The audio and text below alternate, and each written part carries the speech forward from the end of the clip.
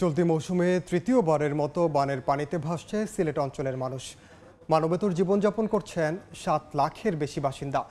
বিস্তারিত জানাতে এই মুহূর্তে সিলেট সদরে আছেন সহকর্মী ইকরামুল কবির। সরাসরি যাচ্ছি তার কাছে। ইকরাম, আমি এই মুহূর্তে আছি সিলেটের শালুটিকর এলাকা সদর উপজেলা, তার পাশে কোম্পানিগঞ্জ উপজেলা, তার সামনে হচ্ছে গিয়ে গোয়াইনঘাট উপজেলা।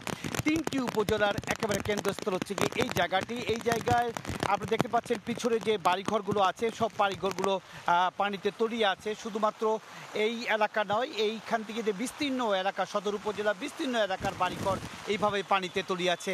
অন্যদিকে কোম্পানিগঞ্জের অনেকাংশেই পানিতে তলিয়ে আছে। বিশেষ করে সিলেটের এইবার তৃতীয়বারের মতন যে পানি ঢল নেমেছিল 3 দিন আগে, এতে প্রায় ১,৫০০ এই গ্রামের মানুষ পানিবন্দী হয়ে আছে এবং সিলেট নগরী প্রায় 12টি ওয়ার্ডের মানুষ পানিবন্দী হয়ে আছে। সিলেটের যেই 7টি উপজেলা, সীমান্তবর্তী উপজেলার সহ প্রায় 8টি উপজেলার প্রায় 7 থেকে 8 লাখ মানুষ পানিবন্দী অবস্থায় আছে। এই অবস্থার কারণ হচ্ছে কি, উজান থেকে নেমে আসা পাহাড়ি ঢল, ভারতের চেরাপুঞ্জি সহ বিভিন্ন জায়গা থেকে 313 মিলিমিটার বৃষ্টিপাত বাংলাদেশে প্রবেশ করেছে গত 2 দিন আগে, এবং সিলেটে বৃষ্টিপাত হয়েছে 394 মিলিমিটার।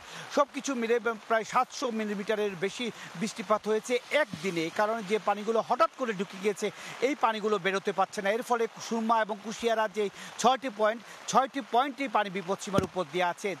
তাছাড়া যে গোয়াইন, সারিগাং সহ যে অন্যান্য নদীগুলো আছে, 11টি পয়েন্ট সিলেটে, সেই 11টি পয়েন্টে এই মুহূর্তে 6টি পয়েন্টে বিপদসীমার উপরে আছে। বাকি পয়েন্টগুলোতে একেবারে কাছাকাছি আছে নদীর পানিগুলো।